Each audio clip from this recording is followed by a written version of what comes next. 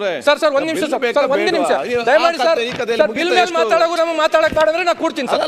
ಅಲ್ಲ ಬಿಲ್ ಮೇಲೆ ಮಾತಾಡೋದು ಬೇಡ ಅಂತಂದ್ರೆ ನೀವು ಮಾತಾಡಿ ಬಿಲ್ಗೆ ಸಂಬಂಧಪಟ್ಟಾಗೆ ಮಾತಾಡಿ ಕೆಲವು ವಿಷಯಗಳನ್ನ ನಾವು ಕೇಳೋದು ಕ್ಲಾರಿಟಿ ಅಂದ್ರೆ ಪ್ರತಿ ಸಲ ನಾವು ಮಾತಾಡಿದಾಗಲ್ಲ ಮಾತಾಡಬಾರ್ದು ನಾನು ಮಾತಾಡಬಾರ್ದು ನೀವು ಬಿಲ್ಲಿಗೆ ಸಂಬಂಧಪಟ್ಟ ಮಾತಾಡಕತ್ತೀನಿ ನಾನು ಮನೆ ಕೇಳಕತ್ತಿಲ್ಲ ಹಿಂದಿನ ಸ್ಟೋರಿಯನ್ನು ಹೇಳಿಕೊಂಡು ಬಂದ್ರೆ ಎಷ್ಟು ನನಗೆ ಮಾತಾಡ್ಲಿ ಆಗ್ತದೆ ಬಿಲ್ಲಲ್ಲಿ ನೀವು ಪ್ರತಿ ಸಲ ಬಿಲ್ಲಲ್ಲಿ ಮಾತಾಡಿ ನಿಮ್ಗೆ ಬಿಲ್ ಬೇಕಾ ಬೇಡ ಯಾಕೆ ಬೇಕು ಯಾಕೆ ಬೇಡ ಹಿಂದಿನ ಉದಾಹರಣೆ ಉದಾಹರಣೆ ಆಗ್ತದೆ ನೀನು ಪ್ರತಿ ಸಲ ಈ ರೀತಿ ಕೆಲಸ ಮಾಡಬಾರ್ದು ಬಿಲ್ ಬೇಕಾ ಬೇಡವಾ ಮಾತಾಡಿ ಅದನ್ನು ನೀವು ಮಾತಾಡಿ ವಿಚಾರ ಮಾಡಿ ಪ್ರತಿ ಸಲ ನಾವು ಅದನ್ನೇ ನಾನು ಹೇಳುವಂತದ್ದು ನಿಮ್ಗೆ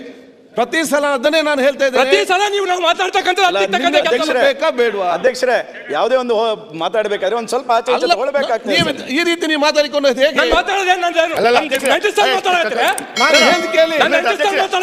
ನಾನು ಹೇಳುವಂತದ್ದು ಬಿಲ್ ಏನ್ ಸಮಸ್ಯೆ ಇದೆ ಅವರು ಬೆಲ್ಗಾಂ ಬಗ್ಗೆ ಮಾತಾಡ್ತಾರೆ ಇನ್ನೊಂದು ಬಗ್ಗೆ ಮಾತಾಡ್ತಾರೆ ಗೊತ್ತಿದೆ ನಾನು ಹೇಳ್ದು ಕೇಳಿ ನಾ ಹೇಳ್ದು ಕೇಳಿ ನೀವು ಬಿಲ್ಲಿಗೆ ಸಂಬಂಧ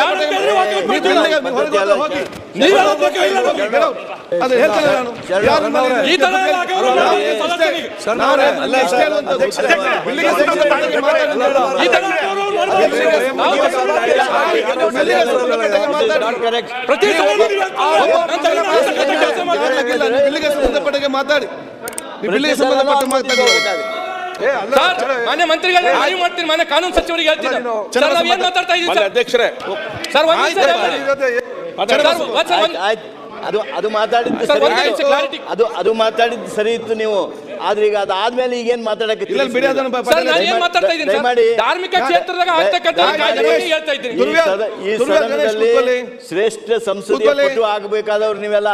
ಆದ್ರಿಂದ ನಿಯಮಗಳನ್ನು ನೋಡ್ಬೇಕು ನಮ್ಮ ಟ್ರೆಡಿಷನ್ ನೋಡ್ಬೇಕು ತಾಳ್ಮೆ ಇರಬೇಕು ಈಗ ಅವರು ಮೊದಲ ಬಾರಿಗೆ ಬಂದಾರೆ ಸರಿ ಮೊದಲ ಬಾರಿಗೆ ನಾನು ಹೇಳುವಂತದ್ದು ಏನಿದೆ ನೀವೇನ ಎತ್ತಿನ ಗಾಣಕ್ಕೆ ಇದು ನೋಡಿ ನಮ್ಗೆ ಇದು ಇನ್ನು 4 ಬಿಲ್ ಇದೆ ಎತ್ತನಲ್ಲ ಅರ್ಥ ಮಾಡಿಕೊಳ್ಳಿ ಇಲ್ಲೀಗ ಇನ್ನು 4 ಬಿಲ್ ಇದೆ ನಾನು ಹೇಳ್ದು ಕೇಳಿ ಶಾಸಕರ ಮೇಲಿಂದ ಮೇಲೆ ತಾವು ಟೆಂಪರ್ ಆಗ್ಬೇಡ್ರಿ ಹಾಗೆಲ್ಲ ನಾನು ಬಾಳ ಆರಾಮಾಗಿದ್ದೇನೆ ಹೂ ಸ್ಪೀಕ್ಸ್ ಲೆಕ್ಸ್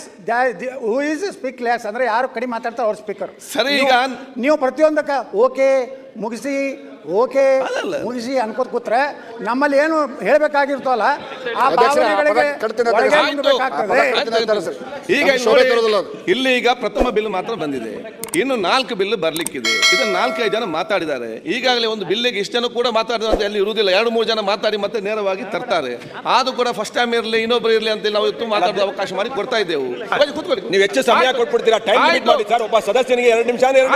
ಹೇಳಿ ನೀವು ಪಾರ್ಲಿಮೆಂಟ್ ಸರ್ ನೀವು ಪಾರ್ಲಿಮೆಂಟ್ ತೆಗೆದು ನೋಡಿ 2 ನಿಮಿಷ ಕ್ಲೋಸ್ ಆಯ್ತು ನೀವು ತುಂಬಾ